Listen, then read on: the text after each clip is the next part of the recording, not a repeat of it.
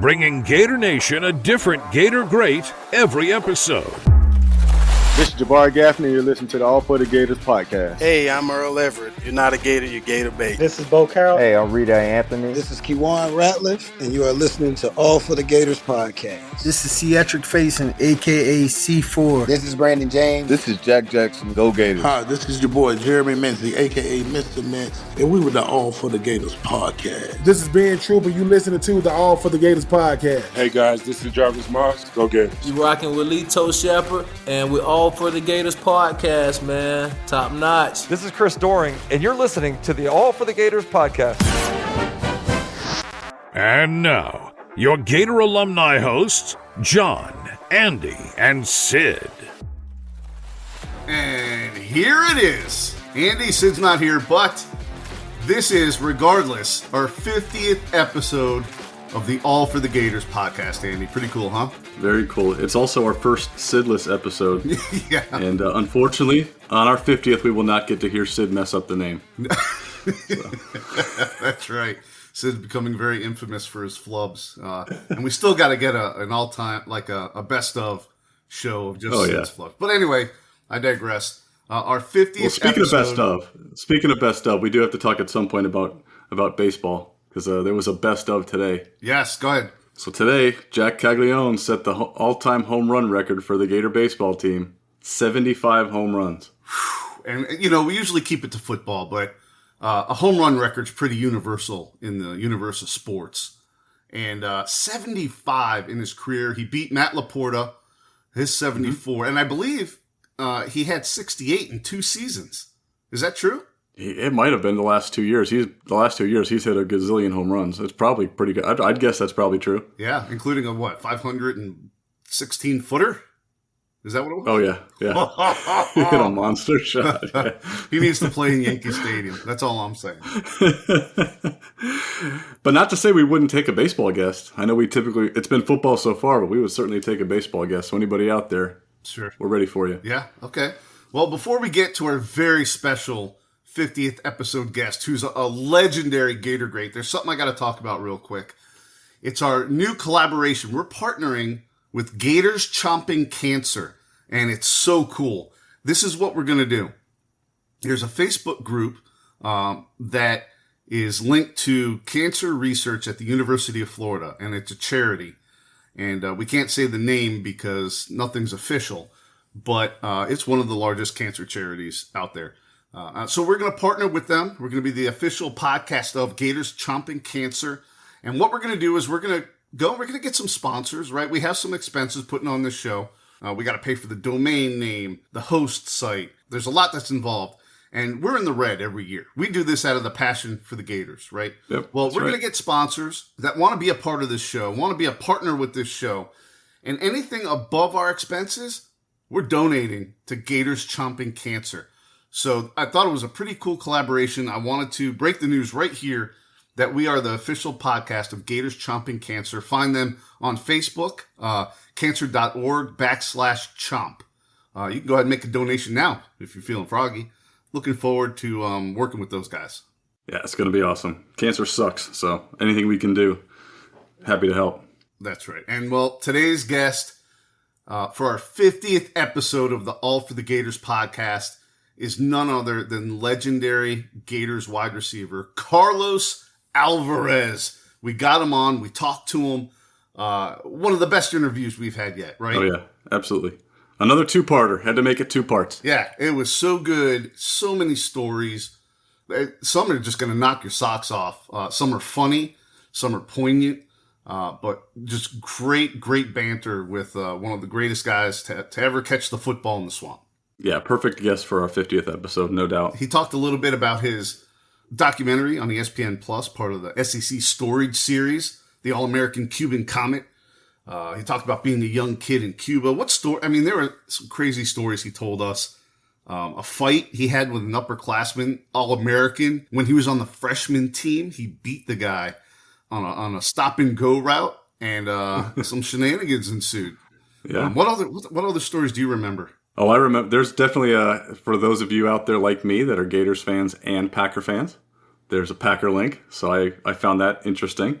You'll definitely get to hear that. There's a Packer link there, and it goes into his recruiting and how he ended up with the Gators and who his freshman coach was. So tune in for that part. Absolutely. Also, if you're an alumni of the University of Florida and you were there in your college years and did some crazy things, well, so did Carlos, and he told us some of them. Yeah, you might want to listen in. You might want to see how your stuff compares to his. Yeah, I don't think it does. He's got some outrageous stories of what they did as students at the University of Florida. Good times. Yeah, he mentions he was happy that social media wasn't around when he was there at Florida, and we are also happy that social media wasn't around when we were at Florida. But I think his stories are a little different than ours. Yeah, and of course, this might be a little worse. Yeah, and then he gives us a little insight on his huge return to Miami when the Gators play the Canes in the Orange Bowl, his homecoming, 1969, and he catches 15 for 237 on him and ends up in an odd place that night. So go ahead and listen to it. It was Carlos Alvarez. It's our 50th episode of the All for the Gators podcast. And here it is. Enjoy. We often ask our guests on the show, what's your proudest moment as a Gator, right? Well, I'm going to answer that for us as creators, hosts, producers of the show. This is by far our proudest moment right here because our guest today, you can say he's a founding father of the Gator Greats Brotherhood. He destroyed record books, and he held those records for decades, even after 17 more All-Americans came through the swamp in his position. But before donning the orange and blue, his amazing story started with his family fleeing Castro and the Communist Revolution in Cuba and coming to South Florida when he was only 10 years old. He found American football, and at North Miami Senior High, he developed into a star halfback with great hands and played both sides of the ball. By his senior year, he garnered all-county accolades and was touted by the Miami Herald as the best football player in Dade County, period. UF, Georgia, LSU, they all came knocking. But with his brothers already up in Gainesville and UF giving him the chance to play receiver, he decided to become a Gator. And that he did, arguably better than anyone before or after him. When he graduated, he held pretty much every single UF receiving record and still reigns as the all-time leader in receiving yards for a career. Gator Nation, it's my honor and pleasure to give you a man that redefined playing a position in college. A man whose athletic talent, voice, and fortitude cannot be denied, and a man that stood exemplary for an entire Cuban population in Florida hungry for the American dream.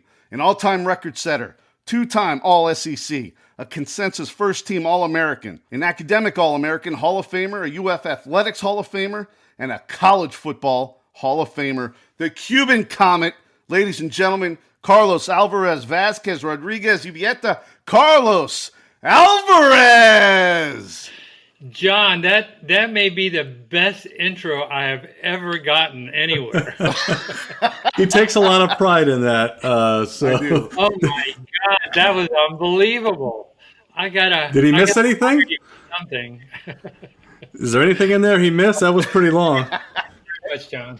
Hey, I saved some for the interview, Andy. I saved some for the interview. Okay.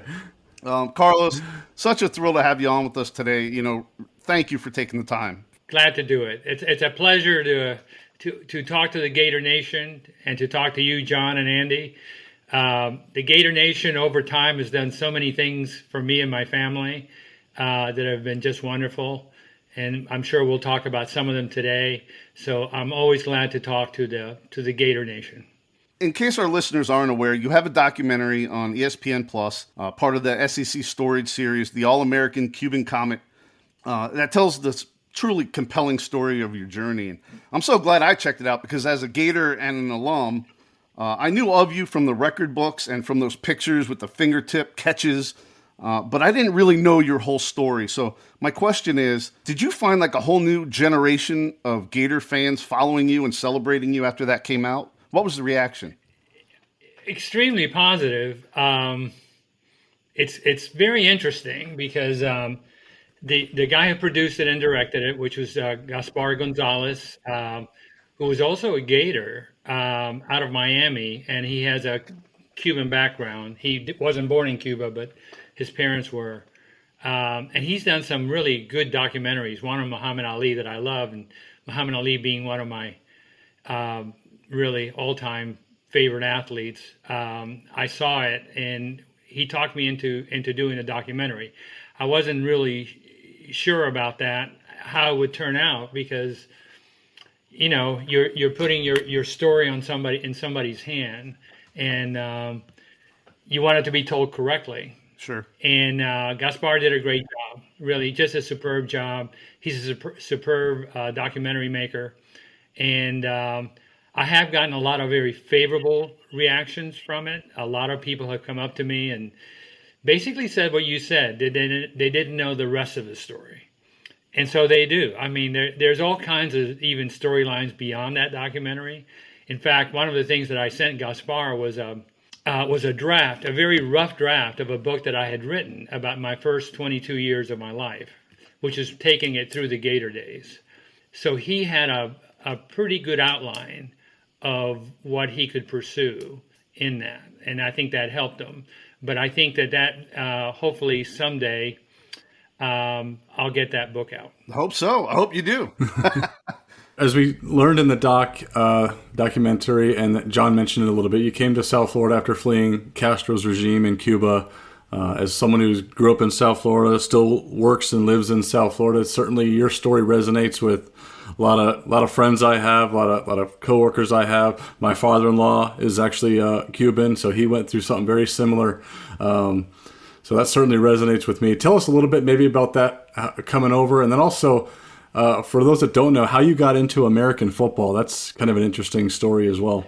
So my dad was a lawyer in Cuba, and he was very apolitical. He didn't want to do anything, deal with politics at all. And he had a small group of lawyers that were in the import-export business. And he was kind of the lawyer part of that business. And interestingly enough, he went to school with Fidel Castro. Castro went to Castro's a lawyer. And so he was there. And when Castro was up in the hills fighting Batista, the dictator,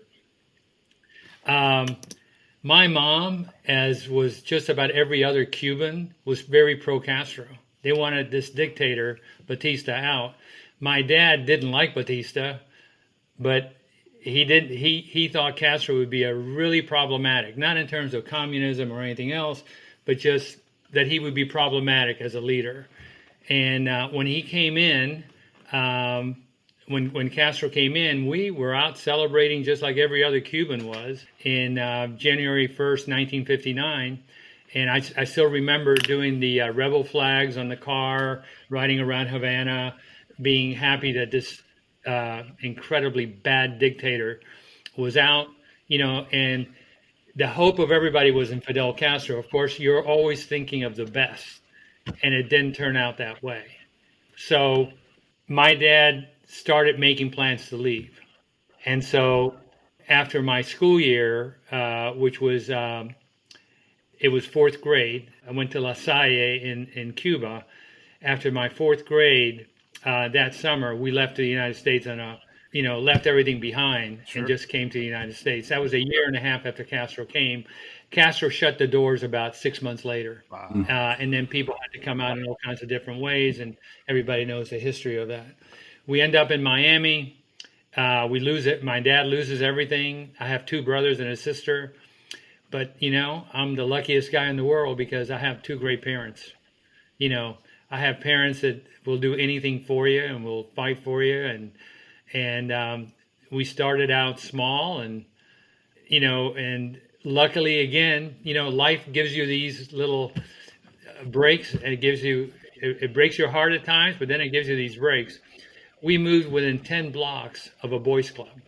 Okay. And now in my school in Cuba, all I did just about is play baseball. I loved baseball. Minnie Minoso was my idol, who played here in the U.S. And the Cuban teams were always good. Mm-hmm. But I started out with the boys club. My brothers and I being the only people. We moved to North Miami. Nobody spoke Spanish in North Miami. It was everybody who spoke Spanish moved to Southwest. But my parents felt that the day we stepped off the ferry boat in Key West, the day we stepped off that boat, they turned around and said, "We're never going back. We don't care if Castro falls tomorrow. So you need to become an American. And that's what we did. And so at this boys club that we found, even though we didn't at the time even know how to communicate with the other boys, we started playing the sports. And there were the three sports, right? Basketball, baseball, and football. And I played baseball was my first sport, which was really good because I was very good at it. And then basketball, which I wasn't as good at. And then football came, and I decided to sit out. But my friends kind of talked me into it. Said, you ought to play this sport. But I didn't understand it. You know, you had the pads and the helmet. Didn't understand it. But they talked me to going out there, and I did. Ended up being the quarterback because that was 95-pound football. 95 pounds and under. And I always had a little bit of speed. That's what at 95 pounds is all about speed. So they made me the quarterback. We had like 4 or 5 plays, and that's how it all started. And, from then on, it was just one step at a time. It's a great story, but it's a story of a lot of Cubans. Sure. I've done it in this field, but there's a story. Almost every Cuban has a really, really good story about it, and we're all thankful of this great nation to give us the opportunity to really succeed here. So when your parents turn to you, a 10-year-old boy, and they tell you, we're never going back, you're becoming an American, how does a 10-year-old boy process that? Were you excited? Were you scared? It went right over my head. Yeah. It was like somebody telling you that the universe is so it's just has this much expanse to it, which you can't comprehend it. And I know as a 10-year-old sitting in the back seat of I think it was a 1958 Oldsmobile, when he said that to me, I simply couldn't believe it. I just thought, it's just not happening. We're spending maybe a month here and then we're going back. Certainly that's not happening. But my dad was serious. In fact, here's a funny story about my dad. My dad always told a story. He had a solution to the Cuban problem because, the Cuban problem is not Fidel Castro and his family and what has happened since. The Cuban problem has been that we have been hampered with dictators and then dictators over and over again. Castro just happens to be communist, but the other ones, were, sided with the U.S., but they were still dictators. Batista was a horrible dictator. So my dad's solution to the whole problem was to make an announcement, and to anybody who wanted to be president of the Cuban Republic to show up at the big baseball stadium in Cuba, in Havana, and then shoot them all. Wow. Wow. Okay. Everybody wants to be a dictator in Cuba. He says, so that'll get rid of that dictator class. And that's one way to do it. Well, let's keep going with the football there. Let's take it back to North Miami Senior High, where you really break out into a dominant player. You play both sides of the ball. You develop into a pretty great halfback with great hands, and you're recruited by all the colleges, UF, Georgia, I said earlier. But you pick UF because your brothers are going there, and they're going to give you a chance to play flanker or receiver. So my question is, why not which is right there in Miami? Why is everybody going north in the family? I don't know why we were going north. It probably, some of it has to do from an economic standpoint, right? Financial standpoint. We're certainly not a rich family. Miami is going to be much more expensive, even if you live, and we lived in North Miami, which is the other, as you know, University of Miami is on the south side. Mm-hmm. We lived on the north side. But, financially, I don't think it was possible for us to go there, for my brothers to go there. They didn't have a scholarship.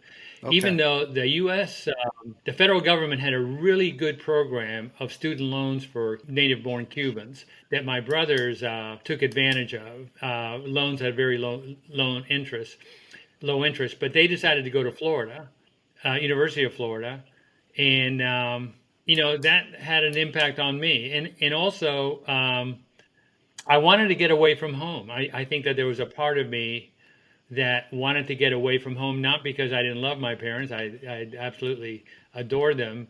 But I do think as a kid, you need to move away from your parents. And even back then, I think my parents felt that way too, even though my parents went to every game that I played, no matter if it was in Mississippi or wherever.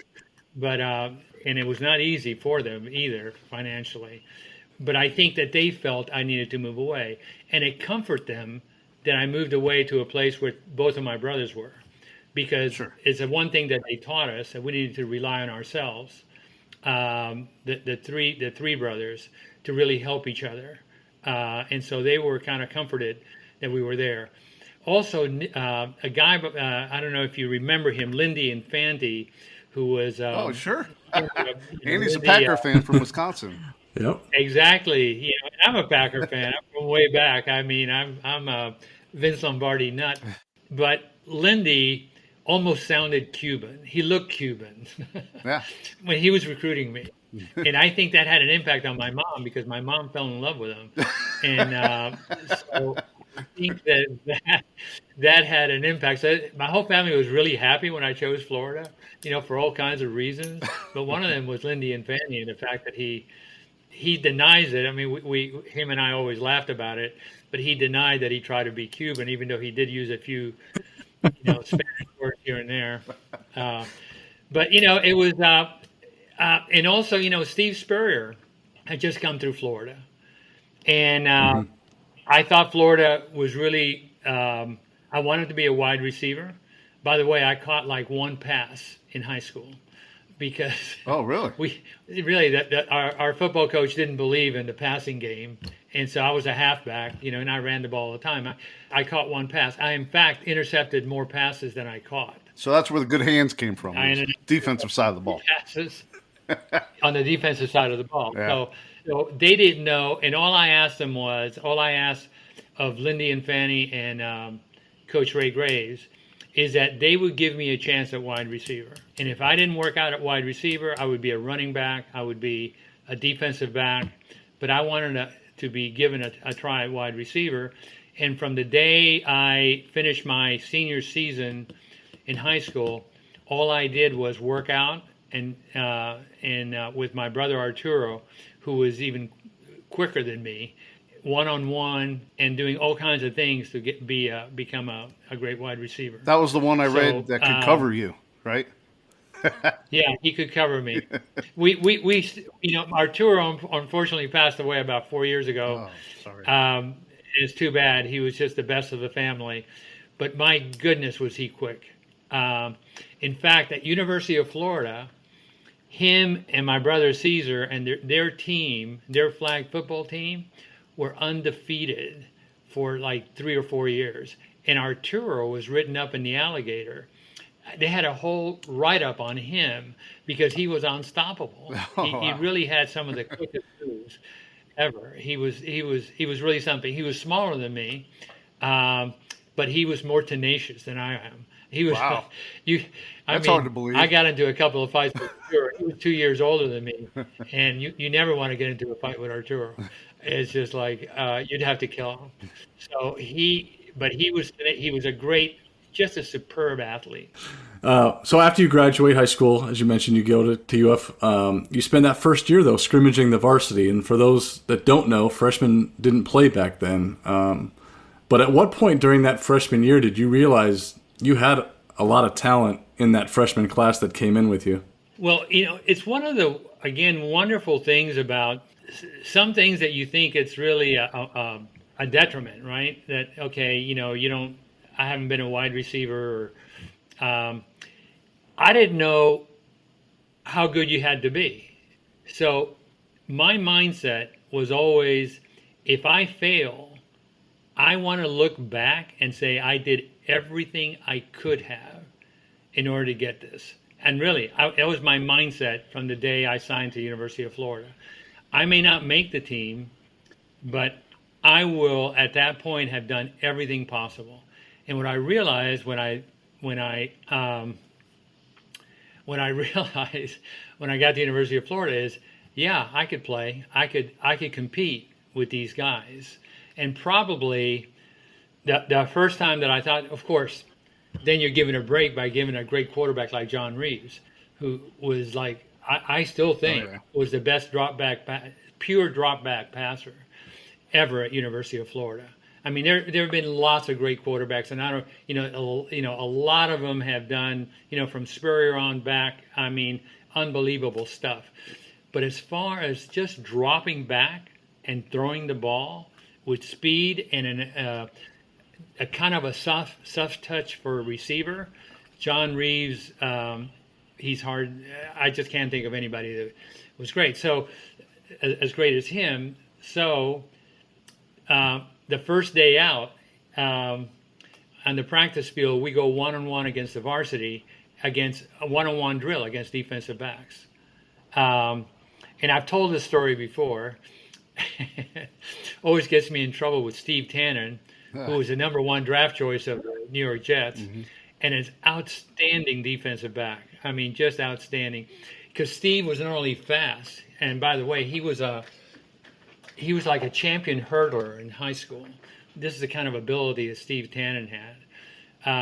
But he had size, speed, and a lot of respect. I went one-on-one with him in one of the drills. It just happened to be that, okay, I'm the next guy and he happened to be the next defensive back. But we did a stop and go, and it was just him and I, so that he had no help. And that's a hell of a thing to ask for a defensive back to do. But we did a stop and go, and I beat him. In fact, so I caught the ball, and when I caught it, I thought, wow, did this on Steve Tannen. Well, he was right behind me because I had stopped, sort of, and he just belted me. I mean, he just sprawled me to the ground, And of course, I'm a freshman, and he's a junior, and I get up, and he's just walking back like nothing happened, and I just ran to him, and I jumped on his back and started hitting him. And this is a freshman hitting a varsity player. Oh my God! I didn't know that was a sin, like a mortal sin, and they separated us. It's the only fight I've ever gotten into in the football field or in any sport, is with Steve Tannen, and him and I are really close friends. We still laugh about it to this day. In fact, Lindy and Fanny pulled me off. And he said, "What the hell are you doing?" And yelled at me and stuff like that. And then I go back to the line because Lindy and Fanny at the time was the junior varsity coach. He wasn't in the varsity coach. He was our coach. He says, "What the hell are you doing?" Da da da da da. And then when he gets me back in the line where he can be heard by the other coaches, he says, "Oh, I'm so glad you did that." And it was the beginning day when I realized I can do this. I mean, I didn't know it was going to end up this way, but I said I can compete. It just depends how much. And we played 4 games as a freshman, and we only lost 1. And unfortunately, that was to Miami down in the Orange Bowl. On a game that I think I had like 13 catches, but I ended up at Jackson Memorial because in one of my last catches I got flipped and landed on my back. But we barely lost that game, but we won. We beat Pat Sullivan and Terry Beasley at Florida Field. We beat Georgia in a snowstorm up in Athens. So we had a really good freshman team, but I felt at that point that I could play. Well, you sure could, because that next season in '69, you guys become known as the Super Softs, and you yourself have pretty much the greatest season by a wide receiver the SEC had ever seen. And it all started with the play in that first game, preseason number 1 Houston Cougars come to town in the swamp, the Gators big-time underdogs. I think it was the 3rd play of the game. You grab a 70-yarder touchdown, and you've been quoted as saying that changed your life. How so? Because nobody's ever forgotten it. That is true. Good point. I have been in litigation. I have been in judge's chamber where a judge says, "Can you tell me something about that play, how that developed and all of that?" I mean, it has been constant through my life. And not that I mind. I don't mind at all. It's been a wonderful experience. I don't mind retelling it. But it just changed my life. But what else? And you kind of think of your own lives. I'm talking to you, John and Andy. I mean, your own lives. When is there a moment where something happens that you were not expecting it, but it changes the rest of your life? And we all have these kinds of moments, and that just happened to be an incredible moment. You know, I was told, you know, after we warmed up that day against Houston, I was told we're back in the locker room. Coach Pankos, the offensive coordinator, gets John and I together and says, the third play of the game, we're going deep, and we'll set it up by 2 running plays. That's if we win the toss, and so we did win the toss, and you know, I wasn't nervous. Even I knew the play already. All right, because we're doing the 2 running plays, and of course I'm setting it up by lining. They had this 2 deep coverage, but it was a zone coverage. And that's what made that play work, is that they didn't know my speed. And so Coach Pankos felt that I could run right by the cornerback, and before that safety could come over to cover, it'd be too late. I mean, it worked exactly that way. Sure did. And John threw a perfect pass. And, you know, what I've been asked over and over again, did you ever get nervous, like catching, will I drop it? Not in the that wasn't a thought of my mind at all. I mean, in all the passes that I caught at Florida, I never thought of dropping anything. It was always like, yeah, I'm catching it. I mean, I don't think if you're a receiver, you ever think, in a way, you're overconfident. Anything that comes near me, I'm going to catch. Mm-hmm. And that's the mindset you got to have. And you got to have a tunnel vision, because sometimes you have these guys that are really kind of mean. They're called linebackers and strong safety that want to take your head off, especially in the days that they allowed helmet-to-helmet contact. So they just want to just destroy you. And you just can't think of anything else, but you have to have total focus on the ball. And so that's the way I always felt. And in that bomb on that Houston game, but really, how could I ever drop that ball? John dropped it right in my hands. Oh, yeah. I mean, and he had the softest touches on a pass. And by the way, John and I, as well as a lot of the other super softs and super juniors and super seniors.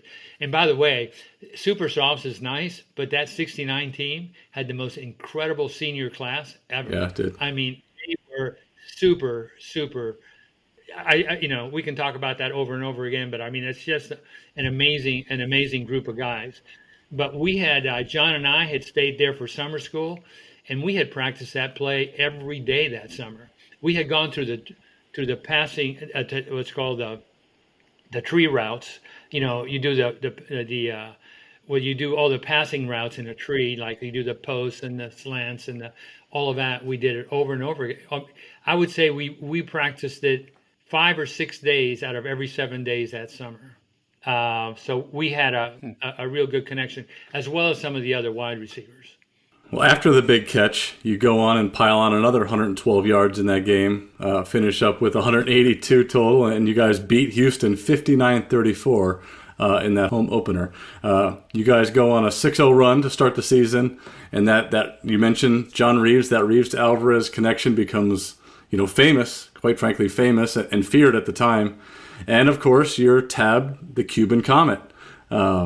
Obviously, your speed, I'm sure, played a part in that. And I know how you got the name, but can you tell John and the rest of our listeners where the nickname came from? Yes, apparently. And there's a newspaper's clipping that I have regarding this. Norm Carlson, who I think all Gator fans know, he was the guy that made me an All-American, and Steve Spurrier a Heisman Trophy winner, because he was such a good publicity director at the university, and he was outstanding. He was being asked by somebody from the press, and you know, maybe about, I would probably say maybe after the first or second game of that sophomore year, about me, and why didn't I have a nickname? And he says, well, he doesn't have a nickname, although Coach Graves did give me a nickname because some of my teammates had called me El Gato, which means the cat in Spanish because of quickness. And Coach Graves thought El Gato meant gator in Spanish.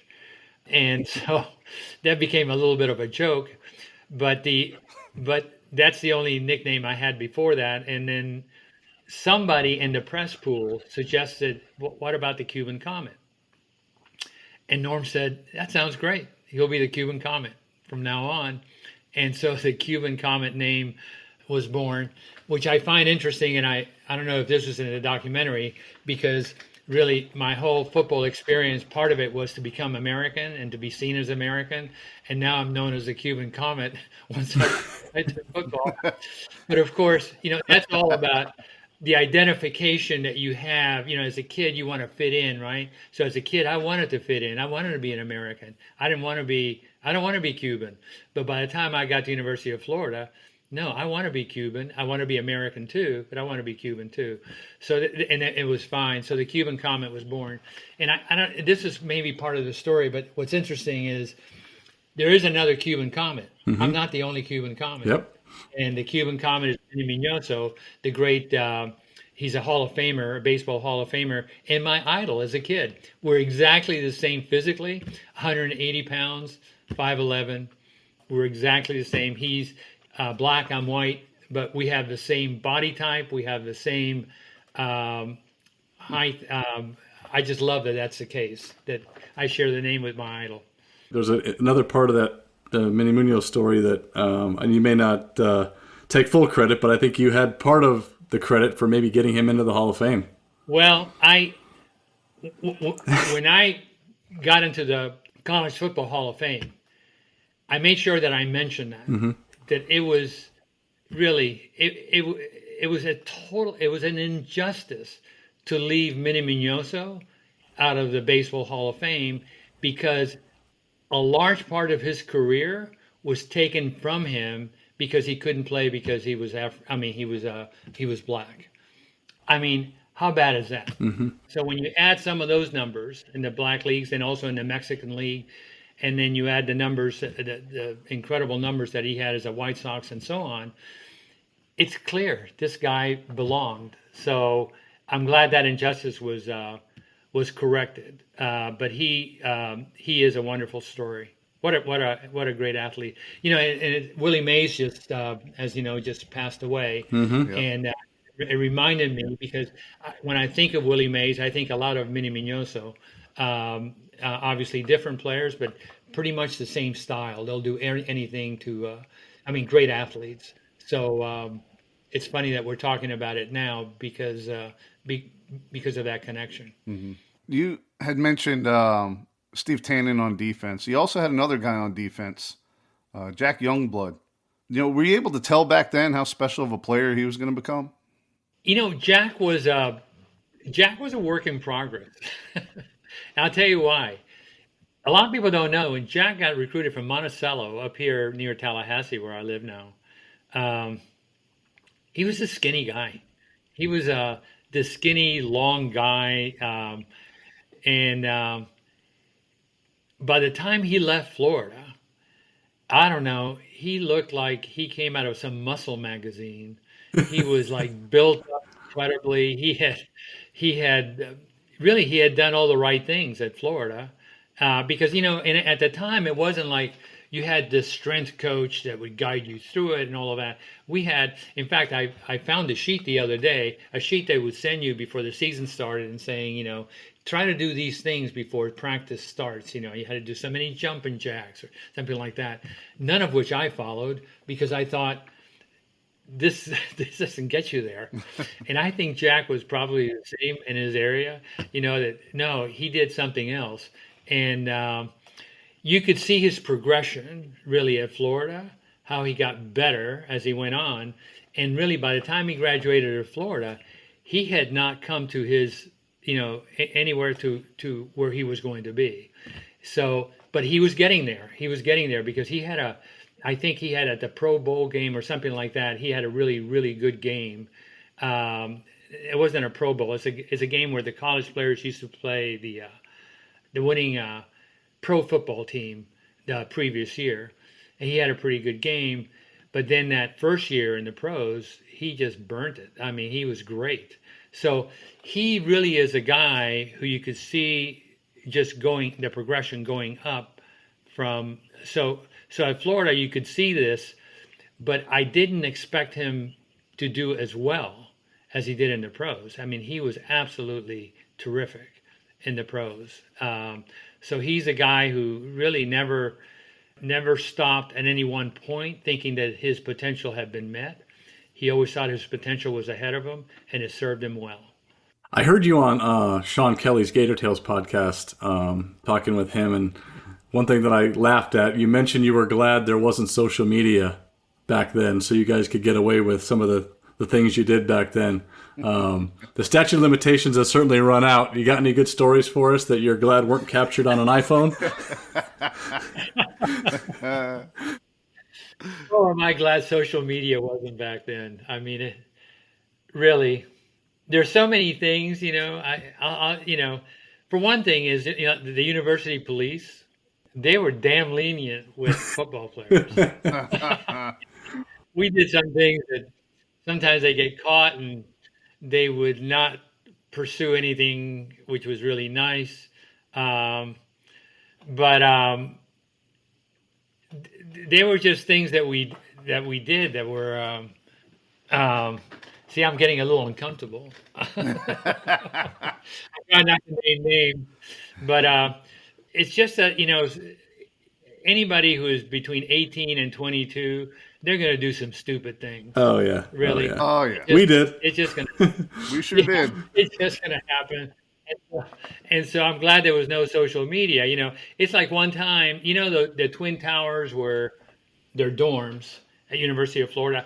We used to call them the Twin Towers. Yeah. Well, we were we were part of the Yon Hall crowd, right? Yon Hall was the jock dorm for football players and other Gator athletes.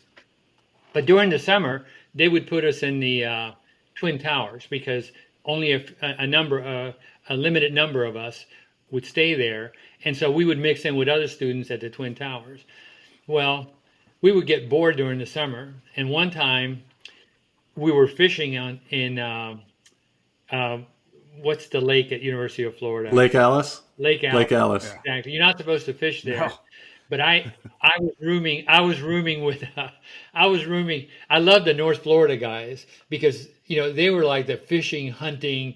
We had a gun we had a gun in our room, which one time got fired into a book.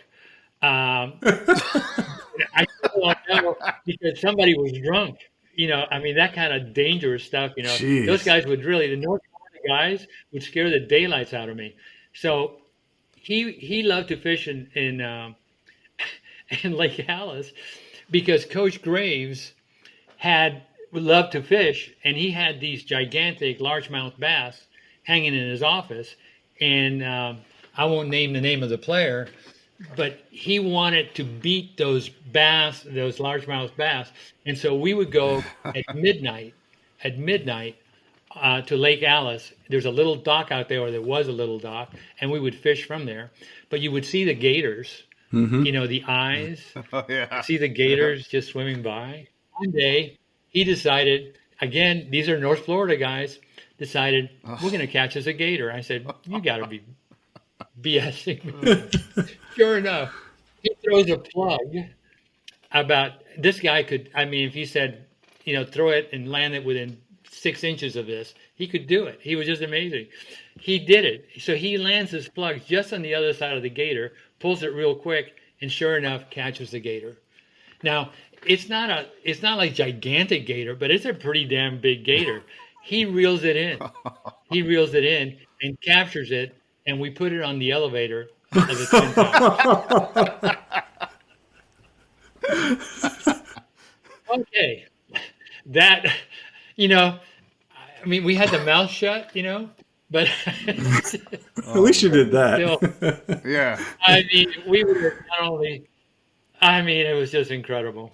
Oh gosh, it was so funny. One time we were again during that summer, we were at a dance, and this is before my sophomore year. We were at a dance at the Rights Union. Mm-hmm. I've been told it's called the Rights Union. Right. Yep. And there's a motorcycle gang there. I mean, a real motorcycle gang. And so he was fearless. And I'll say his name. I mean, I don't think John would mind. His name was John Willie. And he never played at Florida because he hurt his back, but he kept his scholarship. And John decided that, these guys are badass, but I'm going to show them how badass we are. So he goes and he dresses a little bit rougher. And now John's not a really big guy. And then he goes to the guys and starts telling them how he's part of another motorcycle gang. I mean, all of a sudden, out of the blue, just BSing the guys, telling them the motorcycle gang. And the guy say, one of the questions was, I still remember, the guy said, "And where are your motorcycles?" And he said, "Oh gosh, we never ride them into Gainesville. The cops would take it away from us. They know us here too well." So I mean, he had all the answers, and he was saying all the bad things that they did, and he's telling them all the bad things that we did. And these guys believed him. I mean, they believed that he was one of the badasses guys in Florida with his motorcycle gang. I forgot what he called it, but anyway, those kinds of activities. That's great.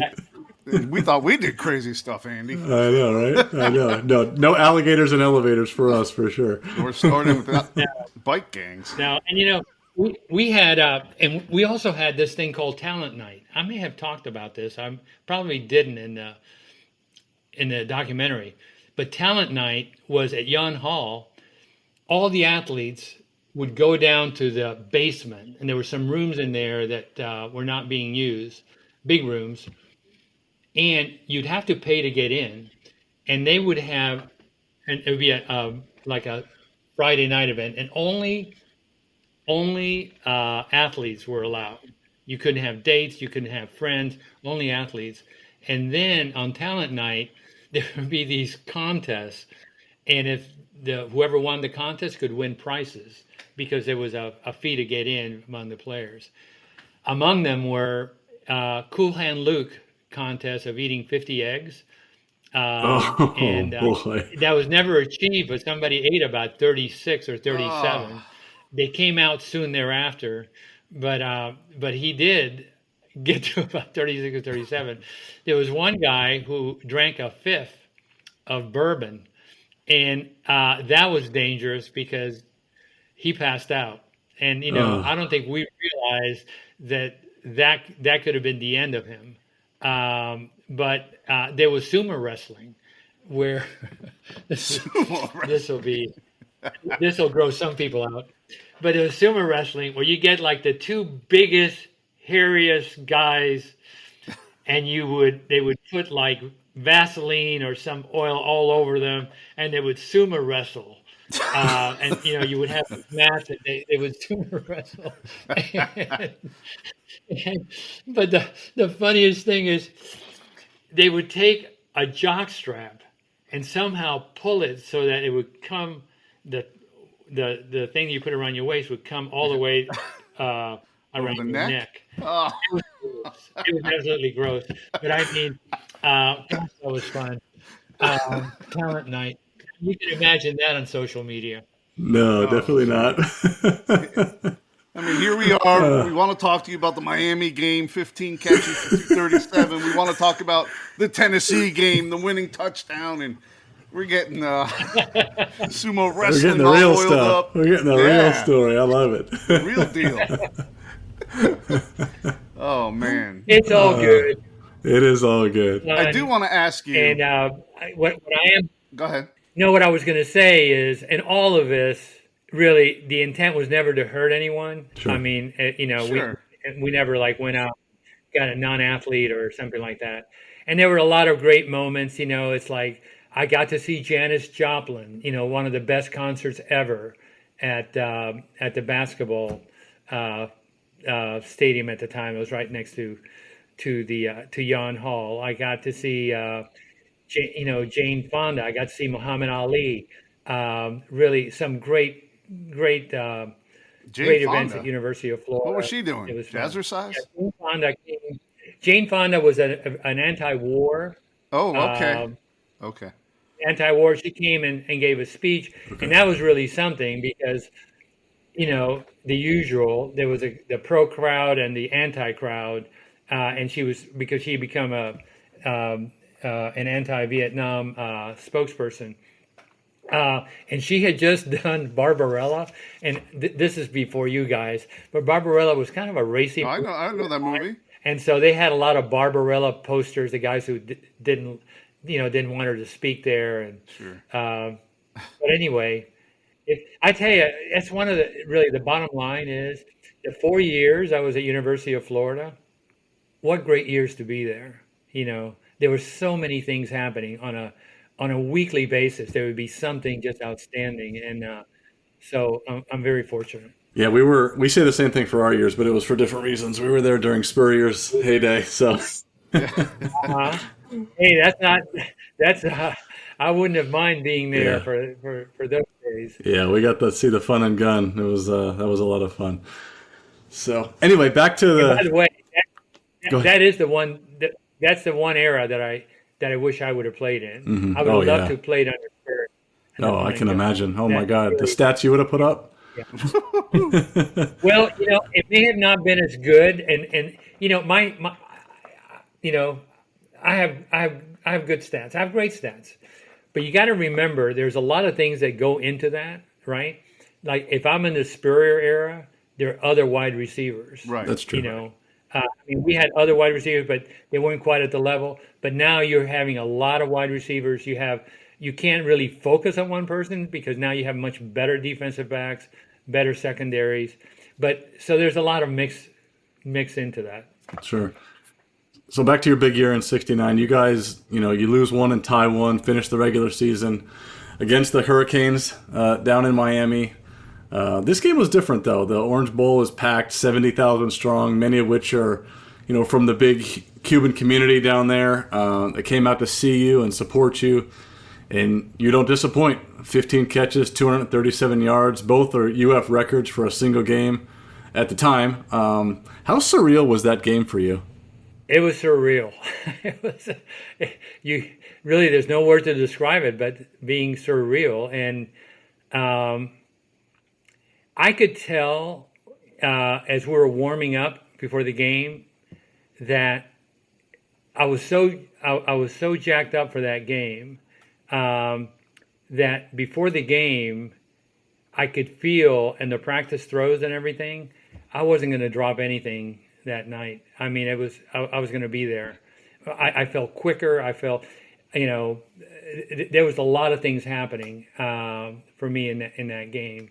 And we had I believe this is right. We had an off week the week before, which meant a lot to me because the season had been kind of tiring. All of this attention, all of these games. Remember, you're not used to playing at that level, at that intensity, having to be, study at that intensity too. So the week before having it off was really very helpful to me.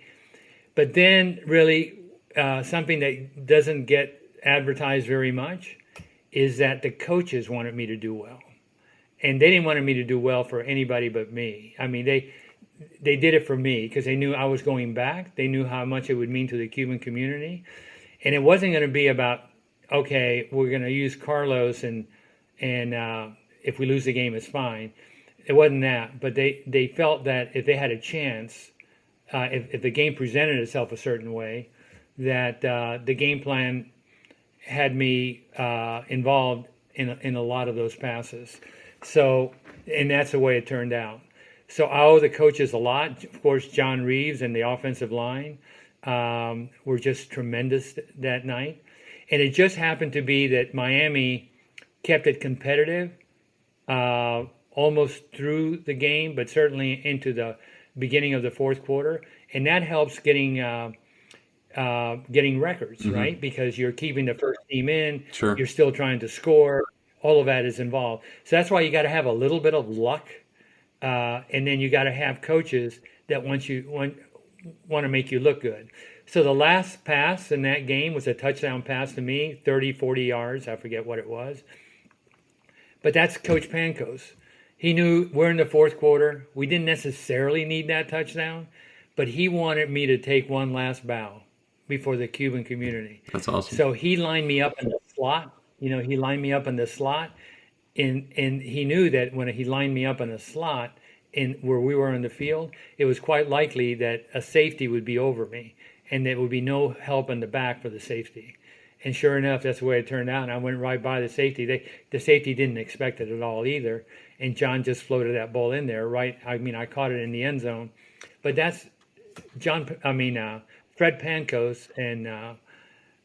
Scored that touchdown, if you know what I mean. Mm-hmm. Sure. And it was a wonderful moment, and I was totally appreciative at the time, and always have been. I mean, it was a wonderful moment for my family and me. What's funny about that is there's a lot of funny things, but so right after that, I have to go. I can't celebrate with my team. I have to go to New York. Because New York is doing the Kodak All-American, which is the coaches All-American team. Mm-hmm. And because we're playing on a Friday night, and the season was over for most colleges and universities. So all the other members of the team are in New York and they're doing the photography the next day on Saturday. We're playing on Friday night. So I have to go to the airport. And that night, after that game, that incredible feeling, I end up in New York. In a cold New York night. And I'm so jacked up from, one of the things that happens after you play is you have a hard time going to sleep because you're playing the game over and over again. I end up walking in the middle of New York City by myself like 1 or 2 o'clock in the morning that night after that game. Wow. It's just thinking about the game and what had just happened. Yeah. All right, that was part 1 of Carlos Alvarez. That was awesome. It's the 50th episode of the All for the Gators podcast. That was awesome. Stay tuned next week for part 2. And remember, we're partnering with Gators Chomping Cancer. You can find them on Facebook, cancer.org/chomp. All right, we got to give a Go Gators for our 50th episode. I like it. Go Gators. Go Gators.